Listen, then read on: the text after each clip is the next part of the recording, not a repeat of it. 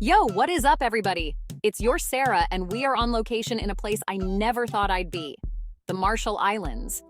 This place is incredible, and you guys are gonna see some stuff that looks straight up photoshopped, but I promise you, it's real. We're talking pristine beaches, water so blue it'll blow your mind, and a culture that is as vibrant as it is welcoming. Over the next few days, I'm going to be your guide to this island paradise. We're gonna hit up all the must-see spots, try some local grub, and maybe even learn a thing or two about the history of this amazing place. If you're new to the channel, first of all, where have you been? But seriously, hit that subscribe button and ring the bell so you don't miss out on any of the adventures. All right, let's dive in and discover the beauty, culture, and adventure that awaits you in this tropical paradise. First up, we're in Majuro, the capital of the Marshall Islands. This place is a trip. Imagine a bustling city right in the middle of the Pacific Ocean.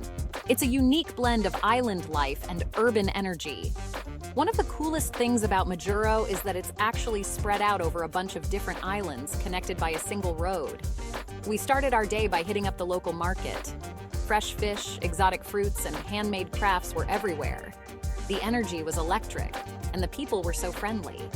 After the market, we wandered around the downtown area, checking out the shops and soaking up the atmosphere. Of course, no trip to Majuro would be complete without a visit to the lagoon. Crystal clear water, white sand beaches, and palm trees swaying in the breeze. We spent the afternoons swimming, snorkeling, and just chilling out. Majuro is definitely a place that has it all: culture, history, and natural beauty. Next stop, Arno Atoll. We hopped on a short flight from Majuro, and let me tell you, this place is what dreams are made of. Picture this: perfect white sand beaches, palm trees swaying in the breeze, and water so blue it seems unreal. The first thing we did was jump in the water. The snorkeling here is unreal. Coral reefs teeming with life, colorful fish everywhere you look, even saw a few sea turtles cruising by. After our swim, we chilled out on the beach for a bit, soaking up the sun and enjoying the scenery. The sand here is so soft, it's like walking on clouds. We spent the next few days exploring the atoll, checking out different beaches, and just enjoying the slow pace of life. One day, we even rented a kayak and paddled out to a secluded little island. Arno Atoll is the kind of place that forces you to slow down, relax, and just be present in the moment. It's an experience I'll never forget. All right, guys, this next location is a heavy one, Bikini Atoll. You know, the site of those nuclear tests back in the day? Yeah, that Bikini Atoll. It's a place with a complex and, frankly, pretty messed up history. But here's the thing. Bikini Atoll is also incredibly beautiful. The lagoon is this incredible shade of turquoise, and the islands are covered in lush vegetation. Now, before you freak out, you should know that Bikini Atoll is considered safe for visitors now. We spent our time in Bikini Atoll learning about its history and checking out the remnants of the nuclear testing program. We saw the concrete domes where they detonated the bombs, and we even got to dive on the wreckage of some of the ships that were sunk during the tests. Speaking of diving, Bikini Atoll is actually a world-renowned diving destination. The shipwrecks have created an artificial reef that's teeming with marine life. Visiting Bikini Atoll was a powerful reminder of the destructive power of humanity, but it was also a testament to the resilience of nature.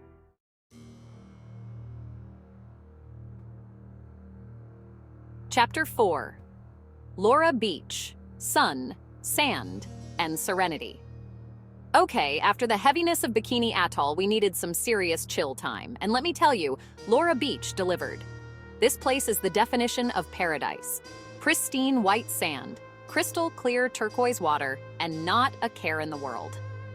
Laura Beach is located on Majuro Atoll, so it's super easy to get to. We spent the day swimming, sunbathing, and just relaxing. The water was the perfect temperature, and the sand was so soft and white it was like walking on powdered sugar. We even rented some snorkel gear and checked out the reef just offshore. One of the coolest things about Laura Beach is that it's super laid back. There are no big resorts, no crowds of tourists, just pure, unadulterated relaxation. We spent hours just lounging under the palm trees, listening to the waves crash on the shore, and soaking up the sun.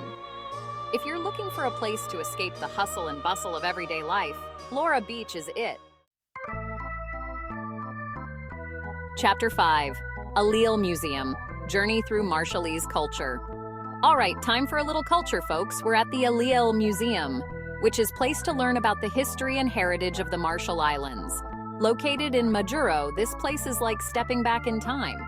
Traditional canoes, intricate handicrafts, and photographs that tell the story of this island nation. You can really feel the history here, like you're walking in the footsteps of generations past. One of the coolest things about the Alele Museum is that it's run by locals who are passionate about sharing their culture with the world. We learned about traditional navigation techniques, the impact of colonialism, and the ongoing struggle to preserve Marshallese culture in the face of modernization. The craftsmanship on display at the museum was incredible. Hand-woven mats, intricately carved wooden figures, and beautiful shell jewelry. The Alele Museum is a must-visit for anyone who wants to gain a deeper understanding of the Marshall Islands. Chapter 6. Gone Fishin' Marshallese Style. All right, guys, I can't come to an island nation without trying my hand at some fishing, right? And let me tell you, fishing in the Marshall Islands is next level. We linked up with some local fishermen who took us out on their boat for the day. These guys knew these waters like the back of their hands, and they put us right on the fish. Non-stop action. We were reeling in tuna, mahi-mahi, even a few barracuda. But fishing in the Marshall Islands is about more than just catching fish. It's a way of life, a tradition that's been passed down for generations. These guys rely on the ocean for their livelihood, and they have a deep respect for the sea and its creatures.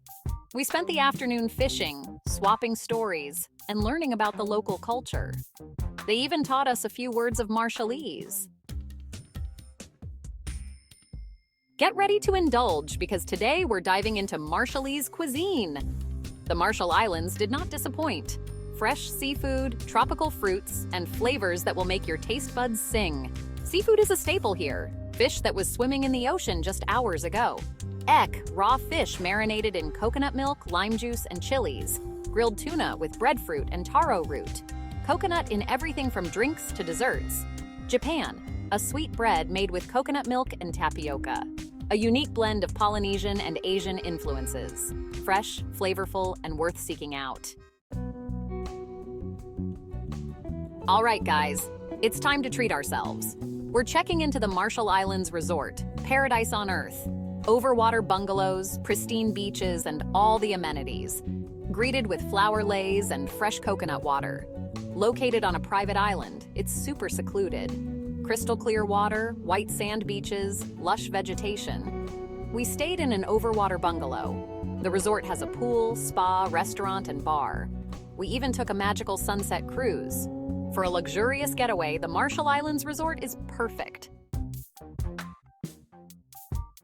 Get ready to party, because today we're experiencing a traditional Marshallese Festival. Now, I love immersing myself in local culture, and this was an experience I'll never forget. We're talking vibrant music, energetic dancing, and a sense of community that was truly infectious. The festival was held in a small village on one of the outer islands. We arrived by boat, and as soon as we stepped ashore, we were greeted with the sound of drums and chanting. The energy was electric. The villagers were all dressed up in traditional clothing, which was so colorful and intricate. The festival itself was a celebration of Marshallese culture and heritage. There was traditional music and dancing, storytelling, and, of course, plenty of food. We tried all sorts of local delicacies, including breadfruit, taro, and fresh fish. But the highlight of the festival was definitely the dancing. The Marshallese people are known for their energetic and expressive dance style, and it was amazing to see it firsthand. It was mesmerizing. All right, guys, for our final adventure in the Marshall Islands, we're setting sail on a boat tour. This was the perfect way to see some of the more remote islands and experience the beauty of this place. We linked up with a local guide who had a small boat, and we set off for a day of exploring. The water was crystal clear, and the sun was shining. We visited several different islands, each with its own unique charm, and even a few shipwrecks. As the sun began to set, we headed back, feeling grateful for the incredible experiences. And that's a wrap from the Marshall Islands. This place completely blew me away. From the stunning natural beauty to the warm hospitality of the people, the Marshall Islands stole a piece of my heart. If you're looking for an off-the-beaten-path destination that will leave you speechless, look no further. Just don't forget to subscribe and hit that bell icon so you don't miss out on future adventures. And be sure to let me know in the comments where you want to see me explore next. Until then, peace out.